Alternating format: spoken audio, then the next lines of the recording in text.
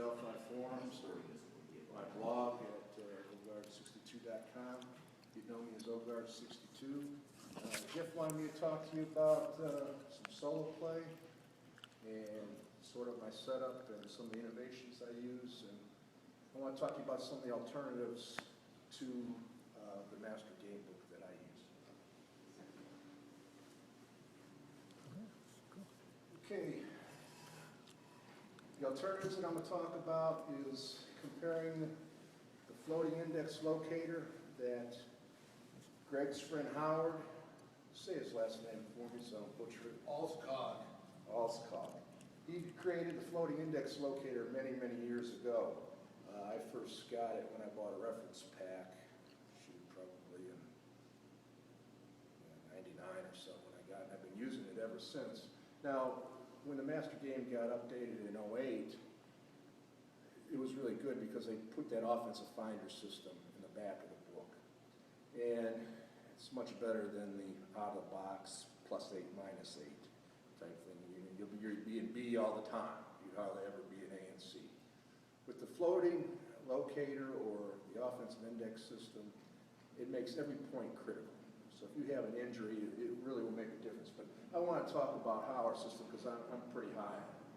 I also have an alternative that I use for blitzing, something that a dear friend of mine, Mark Zarb, created after we've discussed it, beat it to death basically. I want to just share how I key and how I double cover. I mean, I'm sitting here and I'm having a great time playing face-to-face, and it's something I hardly ever get to do, except for the fact that I just lost Kurt Warner in the 4th quarter. But I'm still having a good time. But I try, when I play solitaire, I try to play it the way somebody would play it face-to-face. Meaning that I try to incorporate all of the tools and features that you'd have in Section 2 of the rule book, i.e. keying, blitzing, 3 wide, nickel dime, 2 tight end sets I like to do. And then there's 2 innovations that I live by and love, and I use them in every replay I do. And it's Mark Zarb's yardage per catch, where I think by far is his greatest innovation, and the sacking interception. Just want to talk about my setup real quick. I'm glad I made this because that means when I was packing to leave here, I didn't forget nothing for once, so it came in handy for me. But of course, you need a football field with the markers. I got a dice tower that I picked up, and I know you can't see my setup over there, but it's a real slick piece I got from Kevin's Cabins out of Washington State. I swear by in the next slide I'm going to talk about detail about Jeff Hart's detailed score sheet. I've been using it for years and years. Mr. Hodges, he loves it also because he's made that state-of-the-art data collection system that I've seen. He's used Jeff Hart's score sheet as the basis for it. Team index cards, I handed them out to people here just so you could see what my index cards are for each team, and I'll talk about it on the next slide.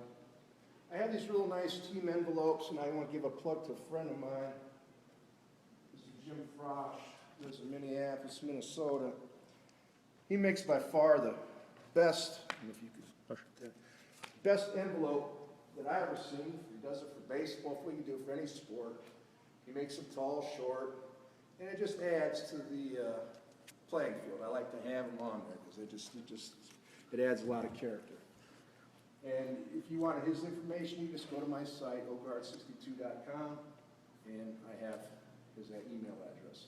If you ever want to download the detailed score sheet, you can get it from Tabletop Sports, or you could also get it from my site. Situational down and distance chart. Yesterday when Mr. Dunlap was talking, and he was talking about some of the limitations that you have in the game playing right out of the box. For an experienced player, you could game the system. So with the new release of the basic game, Apple's done a really good thing that they've got Scott Fletcher's blessing, and they used the Fletch 67 defensive chart, which is, I swear by it, I love it.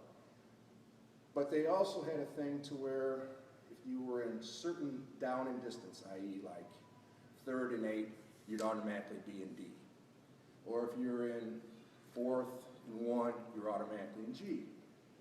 And I know that's how it's always been written in the rule book. But you could game that situation. You still can. I mean, you could screen them to death on 3rd and 8. You could draw to death on 3rd and 8 because you know what the line setting is going to be. I use a situational.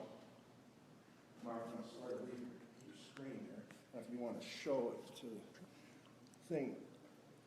On certain downs, I'm in neutral downs. I call neutral downs 1st and 2nd down and 10 yards or less. 3rd down from 2nd to 4 yards is neutral. Situational downs is when I'm in 3rd and 8 or plus 3rd and 8 yards,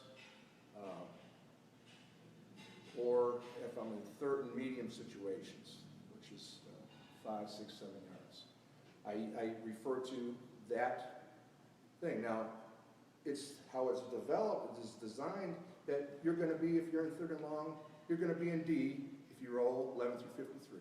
So the majority of the time, you're going to be in D on 3rd and long like you're supposed to. But I tell you, you roll 66, how many times you watch a game on Sunday, you've seen that blown coverage. It happens. Even it happens with the top pro teams. So if you're always in D, you can't have that blown coverage. So I like to have that. And it really adds it. If you're down by the goal line, I'm not gaming the system, you know, and that, yeah, defense is going to be in G, I'm going to short pass. With that, will the defense most likely be in G? Yes, but there's a chance that they'll be in a pass in D to be able to foil my play call. So I use that a lot. I'll talk a lot about Howard's floating index locator. Of course, you need the master game book. I always have team colors of the teams I'm playing. And when I'm annotating my score sheet, because I do it all by hand, I like to do that because, hey, listen, you play a lot of games, your mind starts to drift, starts to daydream a little bit, and I have now that visual reminder who's got the ball. So in case my mind starts to drift a little bit, I have that visual reminder that, yes, you know, it's green, the Packers have the ball. And I use these little mini sticky notepads. I always have them around there because due to injuries, I just write down the new injury and who's injured. So I always have that going. And I have a special teams roster template. And it's on my site. But I use it as something that I've developed, and I rarely develop anything for the game. I just like to play it. But about a year ago, I tried to capture the special teams that the pros use and apply it to APBA. And you can read it in my post. I'm not going to spend a lot of time talking about it by no means. But I always have that. And if I have an injury, when I use special teams, I don't waste the time and write out all the special teams lineups. I'd be there forever. I just refer to that, and then I refer to the roster, and boom, within a second, I know the player that got injured.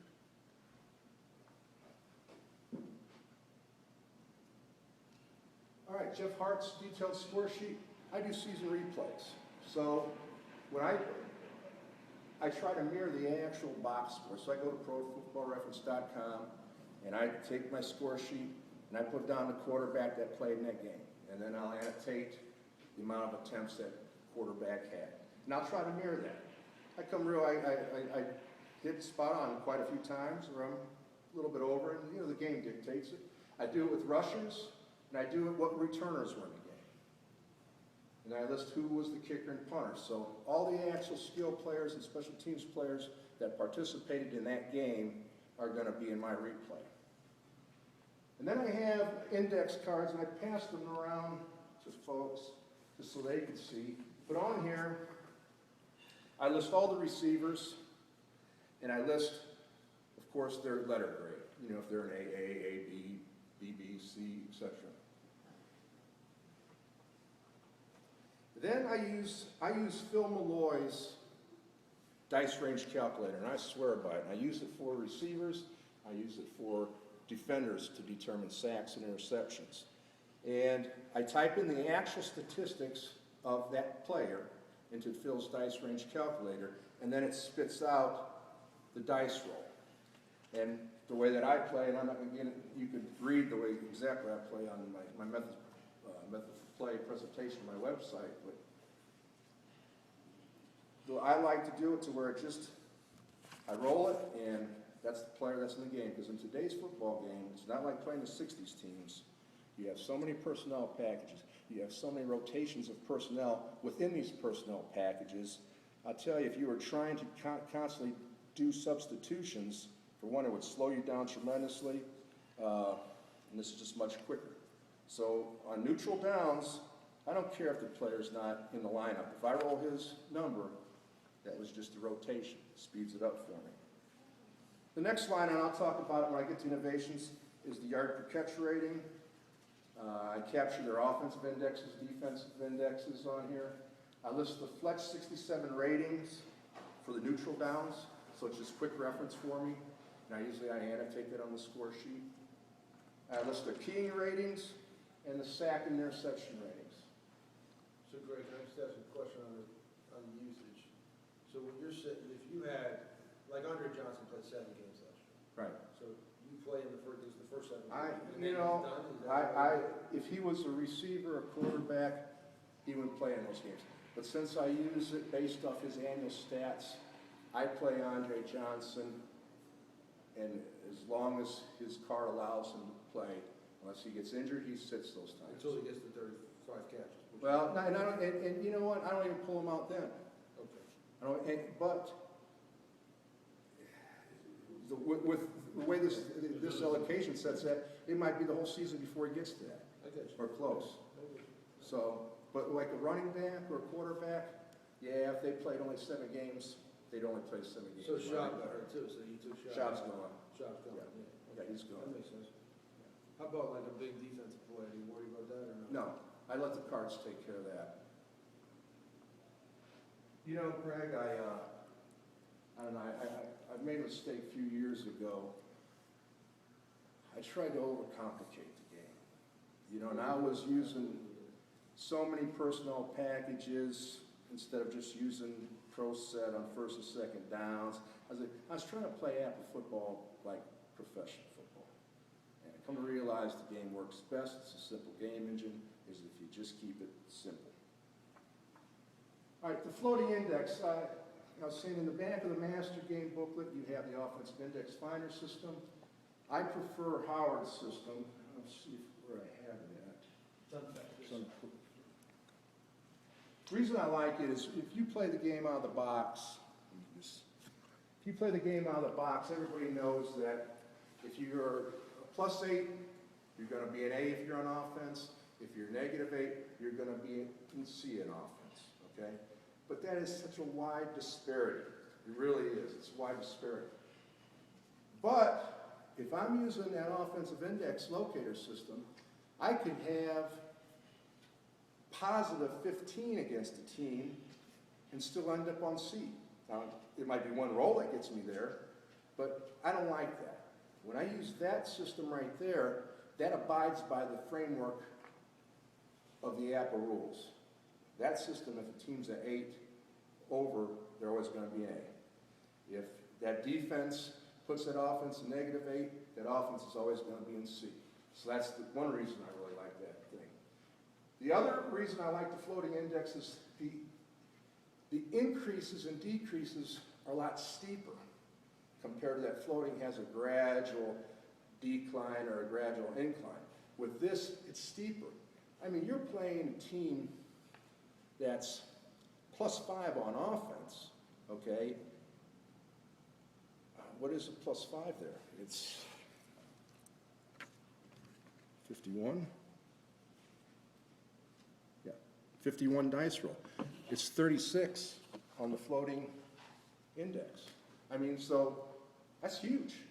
So the team's going to be an A more using that than they would using the floating index locator.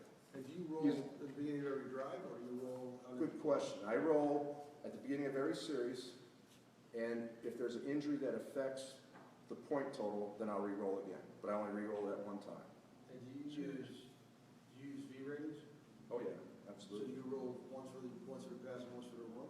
Or Well, I roll once and I apply that number to both. To both, okay. Yeah, just for speed. So I always check the first and I check Just a second. Yeah, always. And then the other thing I really love about Howard's system is he has an A asterisk and he has A ratings and D ratings. Meaning, if you've got a team that's plus 12 better, say that offense is plus 12 points better. For one, you're using the system, you're always going to be an A. Using that, you might be in B, you might be in C. Yeah, you're going to be an A the majority of times, but here you're guaranteed to be an A. If I roll a certain number, and you can see the slide, they'll have a thing to where it's A and asterisk, meaning every receiver I throw to, I don't care if it's a C-rated receiver, has an A rating. It's powerful, it's fun, a lot of fun. And if you go nickel dime, defense goes nickel dime against you, you stay in A. You don't have the reduction. You won't go A, if you're an A receiver, he's not going to drop the B. It's going to stay in A. Also have a D rating, means I don't care if you're throwing to a receiver that's Wes Welker with A asterisk, he's going to be C rated, okay? He'll remain in C, won't get the bump up with the nickel dime if you do a run, but you'll still add a yard to every game. It's great. It makes it, for me, I found out, if you have a team that's 2 or 3 points apart, they're going to be close. 4 or more, this system really makes sure the better team wins.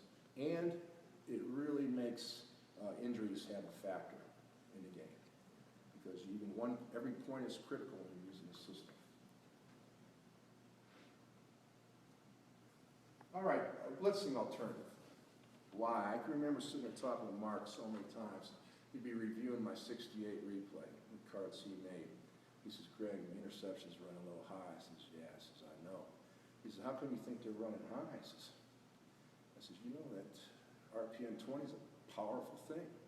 You got a receipt, your quarterback gets an 18 on his card, there's a blitz, boom, knocks to the 20. A lot of times that's an interception. So I noticed that the 20s were really starting to skew the overall statistics. So we sat and talked about it, and Mark came up with this system. And I used it during my 1981 replay. I used it ever since, and I absolutely love it. Like any system, you've got to have a criteria, and then you have to have something that triggers it. The criteria is, I can only be in blitz if it's a passing play and the defense is in D. So if I roll the dice and it's a neutral down, Fletch 67 says that they're in D, I'll roll 1 additional dice to see if I get a 6. If it's 1 through 5, there's no blitz. If there's a 6, there's a blitz. So that's the trigger. Now when we use it the traditional way, when the quarterback's play result is 1 through 12. Same thing. Drop the 2 lines, say you roll a dice, quarterback's card said it was a 9. Well, we drop it to 11. If it would still be a completion, then we move it up 2 and it'd be 7. Okay? Same rules that the game company has, we apply to quarterback cards 1 through results 1 through 12. If the pass is complete, you'll see this wide puck, that's yards per catch rules. I'll talk about those in a couple slides from now. But if it was a short pass, we stop at 2. If it was a screen, 3 is as low as you could go. And I always check the receiver's yard per catch rating whenever I have a reception.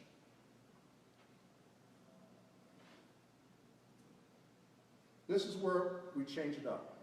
We change this up to prevent all those 20 interceptions. Okay? Anytime the quarterback's play result in the P column is a 14 through 19 or one of his scramble numbers, 26 to 27, we say that quarterback is hurried. Hurried because of the blitz. Do not make the 2-line drop like you would 1 through 12. But I take, and you can see it on the team cards, all the teams have a sack and interception rate. So if the Philadelphia Eagles, I don't know if that's who you got, they have a sack rating of 14, meaning they had a lot more sacks than the average the league average was for that season, okay? We add 5 to that number, all right? So now if it was the Eagles, it'd be 15, 16, 21, 22, 23. So if there was a dice roll of 11 through 23, voila, that'd be a sack. And we go to RPM 30 and add an additional 3 yards to it, okay? If the row was outside, it's incomplete. And I love it. You got a 3rd and long situation. Guaranteed you're not going to have that interception, but you're going to get that team off the field. Greg, why do you add 5? Do you add 5 to every time? Just in this situation, when it's a roll of 14 through 19, I take the sack rating of that team and add 5 to it.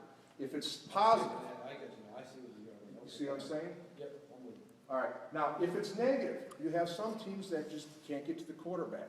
And let's just say they had a negative 23 sack rating, and I'll talk about the sack ratings here shortly. You'd add 5 to it, they'd still be negative. All right, so they might get the sack. If the dice roll falls within the adjusted completion rate, if 23, you moved it up, so you count up 5 dice rolls, you'd roll it. If it was outside of that range, they would be awarded the sack. If it was within that negative range, then it could be, there is no sack, and it might be a completed pass. And this next part right here, you roll the dice again, and you look at see where I have sack ratings, like I have in parentheses, I have a dice roll there. That's the team's completion rate. So if I rolled something, I don't know, what do you have in your parentheses there, Greg? 4. Should be 11 through 46, 4, or what do you have there? 11 through 53, 4. Okay, so that means for the Patriots, if they didn't get the sack, if I rolled again and I was -5 from that dice roll, it'd be a completed pass. If it was above that, then it'd just be incomplete. And the dice was 4 or 11 through 53? You would minus from 11 through 53 dice roll, bring it down. So basically, if I rolled 11 or 46. But for the Patriots, it's bad. It's a bad example because it wouldn't apply to them because they had a negative 11 sack. Negative 14. Yeah, but they'd still be in the positive. Right. So they get the sack. P column 28 through 30, they're automatic sacks if the team has a positive rating. If the team has a negative rating, you'd roll against the sack number. And I don't want to talk too much about it because I'm going to explain the sack rating near the end of this presentation. If you have the infamous RPM 20 that calls all the interceptions that skewed a lot of my replays, treated that as a 28. So there's your sack. If the team called a draw, if your inside or outside running play was called, you're going to read the number 2 lines above the card number on the boards, just like you would in accordance with the rules of the master game. On draw plays, I add 5 yards to any game, and I use RPM 30 for card numbers 24 through 29.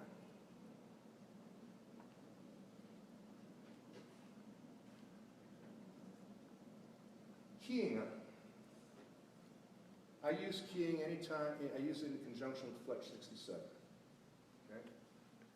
Defense can only key while they're in their base or goal line defense. It must be in G to be able to key a running back. And of course, they've got to be in D to be able to double cover a receiver. And it's very simple math to determine the key ratings. Take, for example, a team has a 37 rated defense,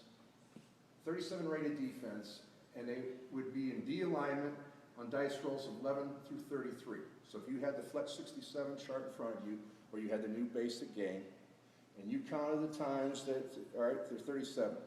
All right, yeah, they'd be 11 through 33. Then you counted the number of lines.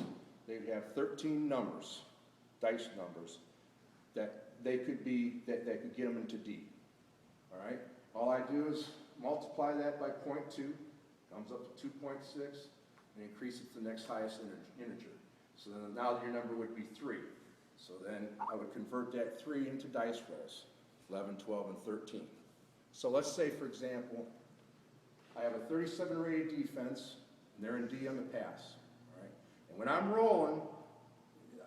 rolling to see what the flex rating is, if I roll a 11, 12, or 13, not only are they in D defense, but they double cover that receiver. All right?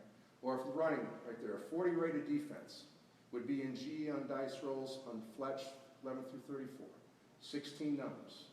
Times that by 0.2, get 3.2, move to the next highest integer is 4. So 11, 12, 13, and 14. So I'm rolling the dice to see what alignment my defense will be in. If I roll 11, 12, 13, or 14, they're not only in G, but they key whoever is going to be running the ball.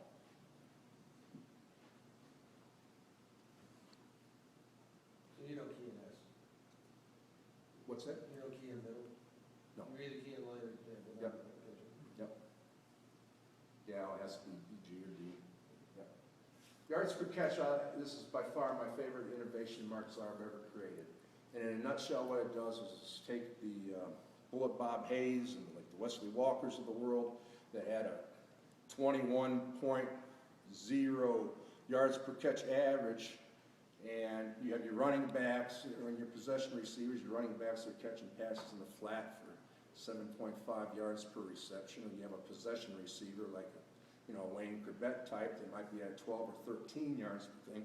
When you're playing APBA, you get a big gainer. It doesn't matter who the receiver is. It could be that back out of the backfield. It could be a 50-yard play. All right, in real life, that person never had a 50-yard reception. This eliminates all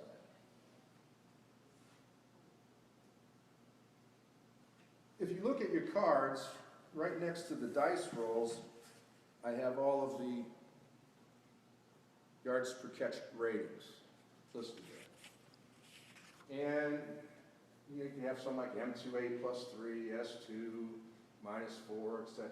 The M indicates that the medium pass form may be used on certain plays. The S indicates a short pass. All that means is this. Say, for example, I have a receiver that's rated M28 plus 3. All right? And I roll the dice, and the result off the quarterback's card is a 7. All right? And I called a short pass. So instead of me turning to the short pass board, because that receiver is an M28, and 7 is before 8, I would refer to the medium pass board. And I would look at 7 on the medium pass board instead of 7 on the short pass board. And if the individual had any kind of number in parentheses, like plus 3 or minus 4 or plus 2, then I would add or subtract that number in parentheses from the game. So let's say, for Greg there, Irving Fraasch. He was a big deep threat. Let's say his card was an M27, comma, 74. And 74 would be, that's his actual long for the season, okay? And I'm rolling the dice and plunk it through his play result was a 3 on a short pass. Now, Irving Fraasch was an A receiver, and let's just say the defense was in D, okay? So instead of me looking at 3A on the short pass board, I would turn to the medium pass board and look at 3. And then either add or subtract, or if it doesn't have anything in parentheses, leave it as is. Okay? Is there any questions on that?